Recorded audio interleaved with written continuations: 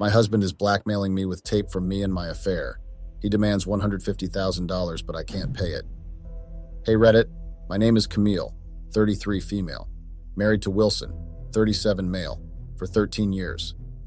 I'm writing this post because I really have no clue what I should do about the current situation I am in.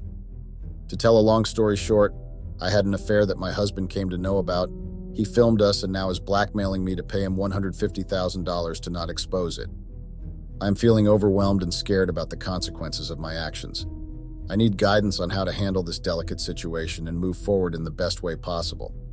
I'm seeking advice on how to navigate this difficult situation and repair the trust that has been broken in my marriage.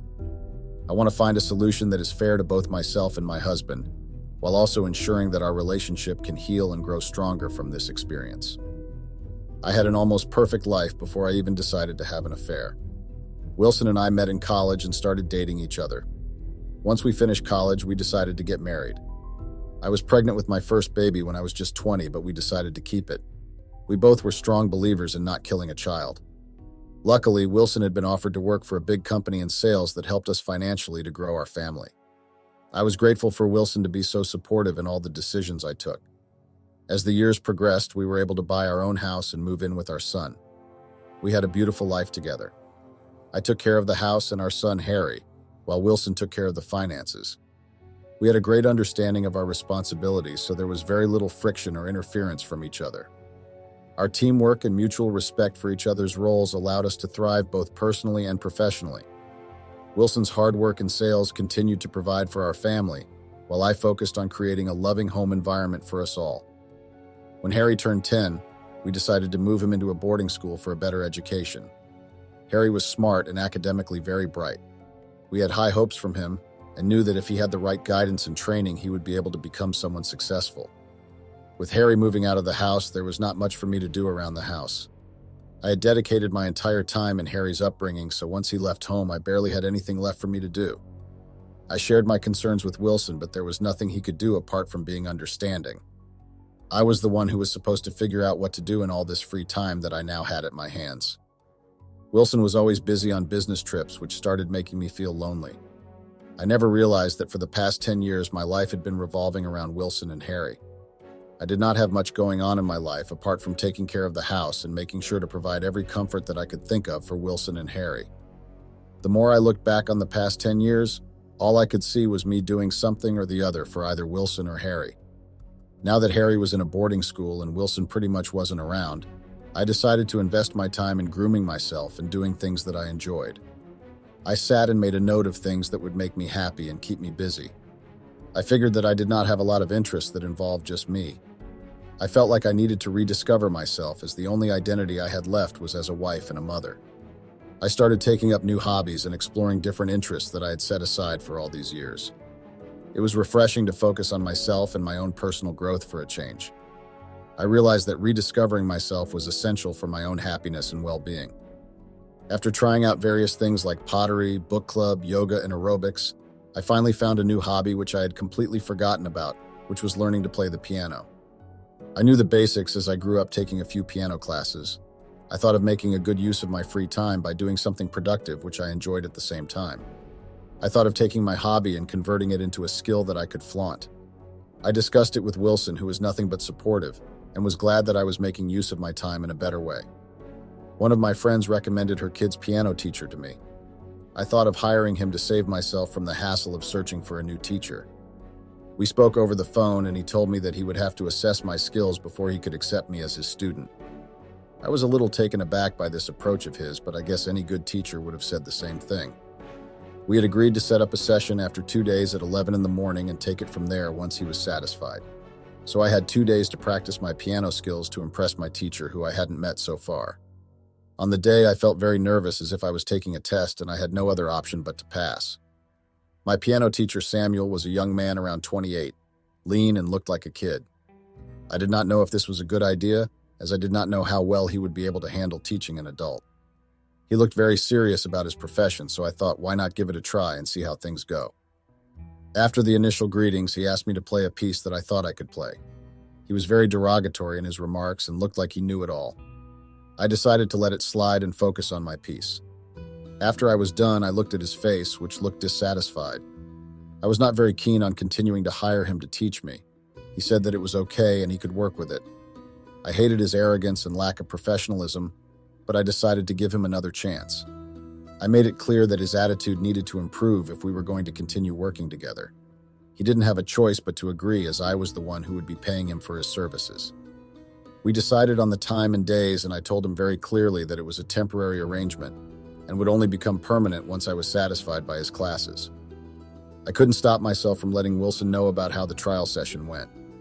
I was on the phone with Wilson and narrated the whole scenario to him. He told me to find someone else if I was unhappy with Samuel. I agreed with Wilson and told him that for the time being, I would make do with Samuel, and once I found someone better, I could easily replace him. It was reasonable, so Wilson just left it to me to deal with it. I was to have classes with Samuel 4 days a week since I still wanted to keep my weekends free for Wilson. I decided to give Samuel a chance and see how things went. I knew that finding a new tutor would take time, so I was willing to make it work with Samuel for the time being. Though I was not a big fan of the way he treated me, I decided to continue learning from him till I found someone suitable who could replace him. I hoped that with time, Samuel would improve his teaching style and our dynamic would become more positive. Additionally, I made a mental note to start looking for a new tutor in case things did not improve. Over the days, Samuel became a little softer towards his approach while talking to me. I was still searching for a tutor since I was not very open to taking criticism from Samuel. His remarks were very non-professional and felt more like personal jibes than anything to do with my piano skills. The only reason I continued to tolerate Samuel was that he was really a good teacher. He knew a lot of tricks and easy methods which could help me improve my skills drastically. Every time Wilson would come back from one of his trips, I would prepare a piece to play for him to show him how much I have improved. As always, he would be in awe and tell me how proud he was of me. My piano skills kept improving, and so did the physical attraction between me and Samuel. With Wilson staying away more than ever, I could not help but keep thinking about Samuel. The way he looked at me, his soft hands and his breath on my neck while showing me the correct keys. I could not focus on anything else when he would sit next to me and show me how to hit a certain key.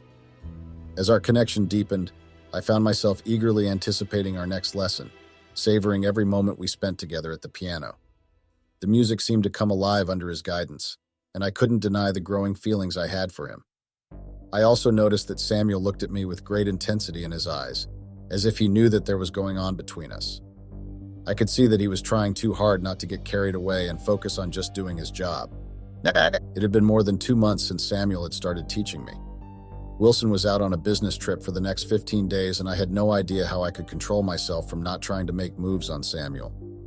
The thought that we would be alone for the next 15 days, at least the days he would be coming for the classes, was killing me on the inside. I don't know why, but I was really curious to know if Samuel felt the same way about me. Not that it would have mattered, because I was very clear in my head that I did not want to do anything that would jeopardize my marriage or the trust that Wilson had in me. I was so uneasy and wanted to know if the feelings were mutual. The next day, I decided to dress up a little more than usual to check out Samuel's feelings for me. While we were having a small conversation, I slowly slipped in the fact that Wilson was out on a trip for the next 15 days, and I would have to be at home all by myself. I could see that he was suddenly interested in everything that I was saying. He started teaching me a new piece, and I purposefully kept making the same mistake as I wanted him to hold my hand and show it to me. As we continued to practice together, I could feel the tension between us growing. I knew that my plan to gauge Samuel's feelings was working, and I couldn't help but feel excited about where this might lead. We started kissing each other, and slowly things became hot and exciting. We were passionately kissing each other, and clothes flew in the air, and within minutes we were on top of each other. We were exhausted and realized that we were in the bedroom and had no clue how we got there. We started laughing as we knew that this sexual tension had been building up for such a long time, and now it finally released. We both agreed that it was worth the wait, and we spent the rest of the night exploring each other's bodies and emotions.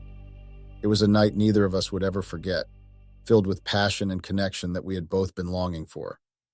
The next 15 days were bliss for me and Samuel. Every day we would go out shopping, eating out, or exploring fancy hotels with spas and other facilities. I was trying my best to pamper Samuel. I wanted to show him how much he meant to me and how happy I was to finally be with him. Our time together was filled with laughter, love, and unforgettable memories that I knew would last a lifetime. Wilson was back, and I had to act as if nothing great happened in the days he was away from me.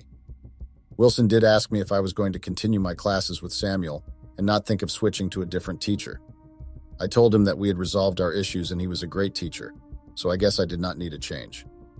I was a little nervous when William mentioned Samuel. Maybe it was the sudden rush of guilt that engulfed me. I could see how much Wilson trusted me, and I had been taking a lot of advantage of it lately. He was not a bad husband. He was just too busy to make money to make sure that his wife and son could live a comfortable life. It was not his fault at all. But I knew deep down that I needed to make things right and be honest with him about my feelings. I couldn't continue to deceive him and take advantage of his trust. I needed to have an open and honest conversation with Wilson about how I was feeling, even if it meant risking our relationship. It was time to address the situation head-on and make things right before it was too late. I was in two minds whether I should let Wilson know about the affair and ask him to forgive me for crossing the line, or I should continue having an affair with Samuel without Wilson getting to know about it. I couldn't make up my mind, so I decided to go with the flow and deal with it when the time comes. Wilson was out on another trip and sent me a text asking me to keep myself available over the weekend as he had something important to discuss with me. Wilson never sent me such a text, so I was a little nervous about what he had to say. Maybe it was about Harry, as he would soon be finishing with his semester and would be coming home for the summer. I knew that I did not have a reason to worry about anything. I was very confident that Wilson had no idea about me and Samuel. I told myself not to think of negative scenarios in my head. Maybe Wilson just wanted to talk about our next vacation with Harry. He might need my help in choosing the destination, hotels, and activities. I decided not to call Samuel for a class just as a precaution. It's better to be safe than sorry, right? I spent the rest of the day distracting myself with work and errands, trying to push away any lingering doubts. As the hours passed, I couldn't shake the feeling that something was off. Maybe I was just being paranoid, but I couldn't shake the nagging worry in the back of my mind. To put myself at ease, I made an extra effort to pick Wilson from the airport. I don't remember the last time I did it. He was obviously surprised to see me. He kissed me and held me tight for a long time. This was the man I knew who I fell in love with. On one hand, I really felt bad for cheating on him, but on the other hand, I couldn't get enough of Samuel. I know I was sailing in two boats, but I couldn't help myself. I knew I had to decide soon before things got even more complicated. Wilson deserved honesty and respect, and I needed to figure out what I truly wanted in the long run. I needed to confront my feelings and make a decision before hurting anyone further. It was time to have an honest conversation with both Wilson and Samuel to sort out my emotions and make a choice. I was dying to know what Wilson wanted to talk about. He started the conversation with how I had been all these days without him. Frankly, I wanted to let him know about my affair with Samuel, as I was feeling too guilty about it. Seeing Wilson in front of me was making me realize what a shitty person I had been to him. He asked me how Samuel was doing. It came as a surprise that the most important thing Wilson wanted to talk about was about Samuel. He asked me if Samuel had been enjoying all the pampering that I was doing. My world came crashing down once I realized that Wilson was aware of my affair with Samuel. I couldn't get words out of my mouth, as I had no reason to go and cheat on my husband to begin with. I could not believe that Wilson knew about the affair for such a long time and took no action. He did not try to have an argument or accuse me or confront me about it. He told me that he doesn't mind me having an affair with whoever I like. The problem he has is with me spending his hard-earned money on my lovers. He asked me to look at the folder with all the details of the items that I had spent on since I started the affair. Wilson said that he would leave me alone if I repaid him for all our expenses that he had spent his money on. I could not believe that all Wilson cared about was the money. He did not even feel any emotional discomfort that his wife was cheating on him. I told him that maybe him being so nonchalant was the reason I wanted to have an affair in the first place. Of course, it hurt me that it didn't matter to him even a bit that I was having an affair. I did not know if I wanted him to feel bad and heartbroken about it. I was very angry and told him that there was no way I would be paying him for anything. He laughed and told me to be careful with what I would be saying next. His laugh was sinister and was creeping me out. I knew that there was something big that he had under his sleeve which I wasn't aware of.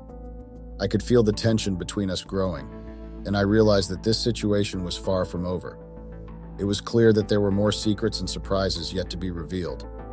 Wilson told me that he would give me some time to collect my thoughts and make the best argument that I could to defend myself for having an affair. He said that he gave it a lot of thought and could hardly come up with a very good reason for it.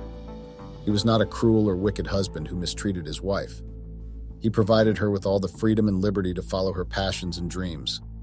I knew that it was like a trick question where he wanted me to express all my emotions so that he could assess my emotional stability and then come up with something to hurt me. I did not want to indulge in his petty games, so I stood mum and waited for him to reveal whatever it was that he was so excited about. He asked me to walk with him downstairs to show me a magic trick. I was not very amused by this conversation that was now going haywire. He put on the TV and told me to see if I had already watched the show he was going to put on. I was confused as to where this conversation was moving. As he was busy trying to get everything together to start, I was getting annoyed and about to give up when I noticed that it looked very familiar to our house. He started playing the clip, which was the recording of our very own house. It seemed like a very old recording. It started with Samuel walking in on his regular time of classes. We started playing the piano for a while. He gave me a few instructions and then sat down beside me to teach me something new. After a while, we started kissing each other and forgot about the entire session. We started undressing each other, and that's where Wilson paused the video. He just looked at me and said that he could continue showing me the entire recording if I started enjoying myself while watching it. Obviously, I was embarrassed, guilty, and felt like crap at that moment. I did not know if it was a good idea to reason with Wilson at this point, so I decided to keep quiet. He asked me to pay back every penny that I had been spending in the guise of being bored while enjoying Samuel. All the expensive gifts, trips to spas, and resorts were all being enjoyed with his money, and now he wanted it all back. I told Wilson that he was being unreasonable as he knew that I don't have that kind of money. He just said that I should have thought about all of this once I decided to start cheating on him. He said he doesn't care where I get the money from. Wilson did not care what I did to come up with the money. He told me to beg, borrow, steal, or ask my lover to pay up since he was the one enjoying all the luxuries that Wilson was providing us with. Wilson told that he was going to be generous and give me a month's time to make sure I arranged money. If not, he would circulate this clip and many other recordings that he had in his possession to everyone who even remotely knows about me. He just picked up all of his stuff and walked to the study room. I could not handle the way he was being so calm and composed about this whole situation. I was mad at him for not being angry or agitated with the fact that I had an affair. All he cared about was the money. So Reddit, here I am getting blackmailed by my own husband to pay him for not exposing my affair. I mean, there were a million different ways in which he could have handled this situation. How could he care more about the money than the trust and emotions that are related to a relationship? I am not in a position to be able to come up with the insane amount of money that Wilson has quoted. I have never earned a penny in my entire life, so there was no way that I would be able to arrange for $150,000 in a month. I need your help and support to deal with the situation I am in. I don't see a way out of this. I would request anyone to give me any ideas on how to convince Wilson to try and forget everything and start over. Update. Just a recap on the previous events.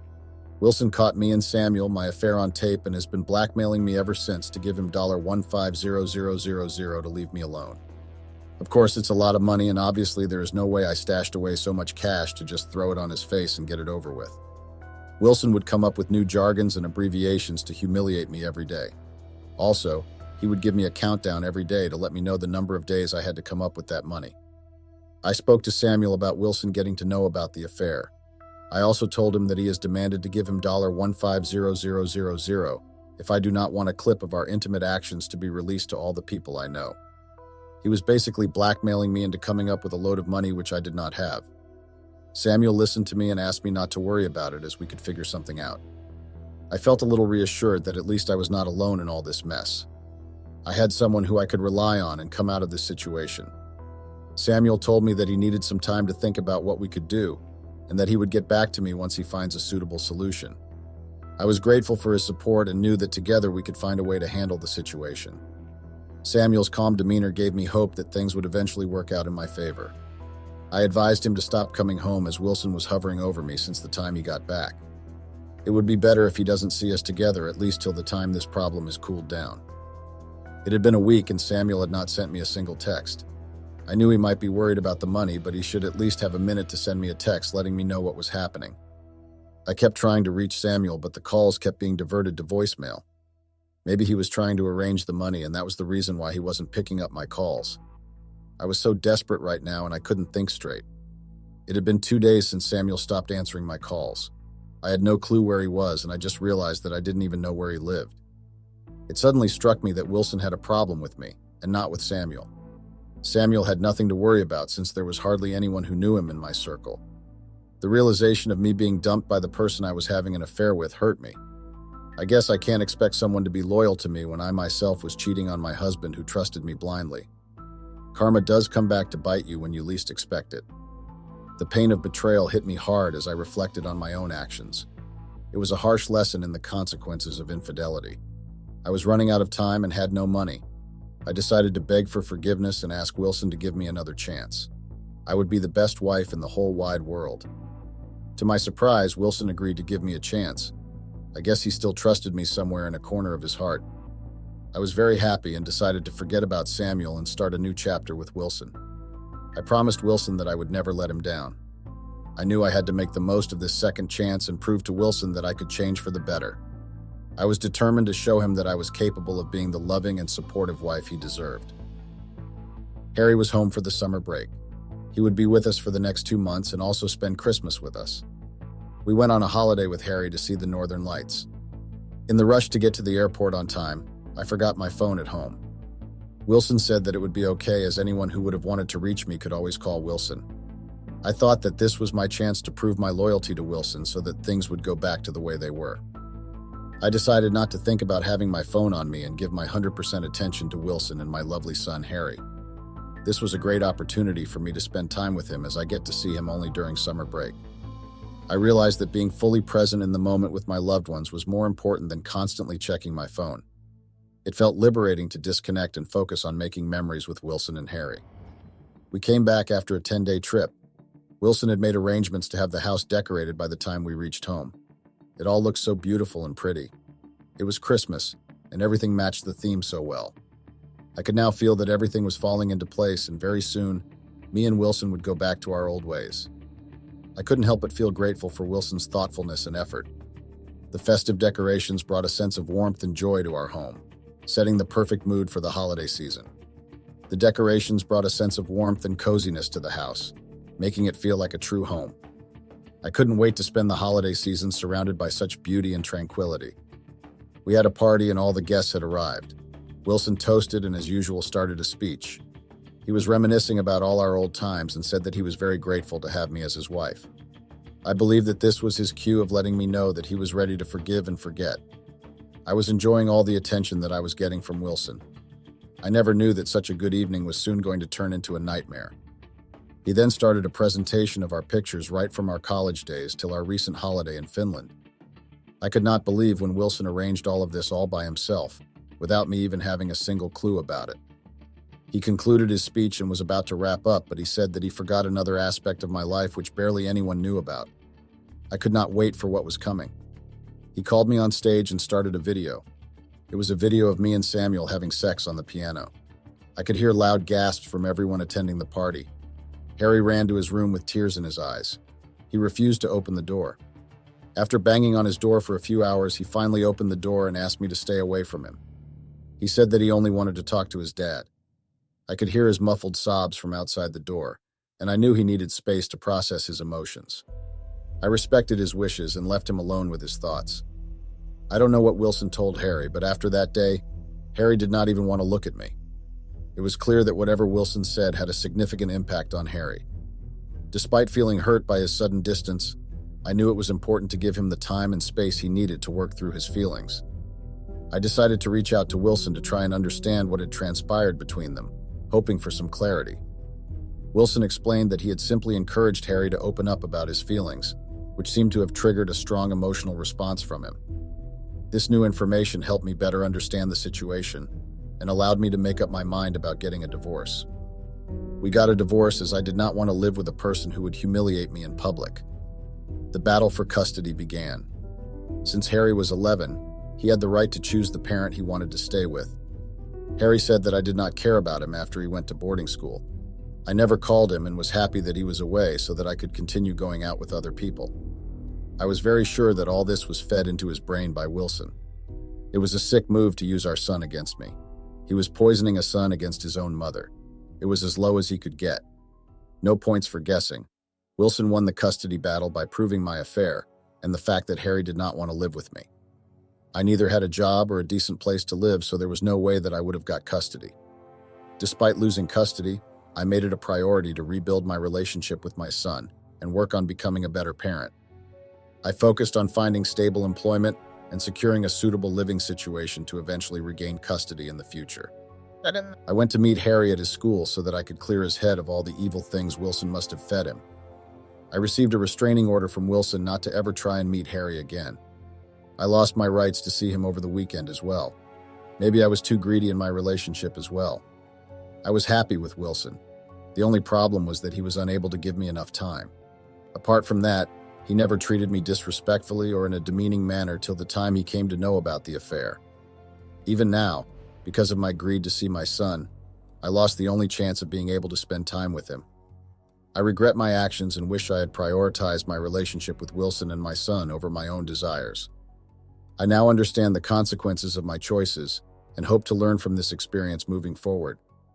I feel so lonely, as if I'm going into a dark hole with no outlet. It feels like I have no way out of my misery. I had ruined a good life with my own hands. I got too greedy and ungrateful for everything that I had and wished for more, which eventually led to everything falling apart. I lost friends, family, and a home. My sister had disowned me for my actions. She said that she would never be able to call me her sister after seeing me be so shameless and guilt-free for my actions. I am filled with regret and remorse for the pain I have caused my loved ones. I realize now the importance of gratitude and humility in life, and I am determined to make amends and rebuild what I have lost. To the people reading this story so far, please be grateful to the life you have right now. If any thoughts that could lead to ruining your relationships cross your mind, please remind yourself that people have it much worse than you. That is the only advice I would give people. Life is precious and should be cherished, so remember to count your blessings and appreciate what you have. By focusing on gratitude and perspective, you can cultivate healthier relationships and a more positive outlook on life. Thank you everyone for being there for me when I needed it the most. I know that it is going to be difficult to pick up the pieces of my life and start over. I'm not going to lose hope in trying to work out my relationship with Harry, in the hopes for good times to come. Signing off.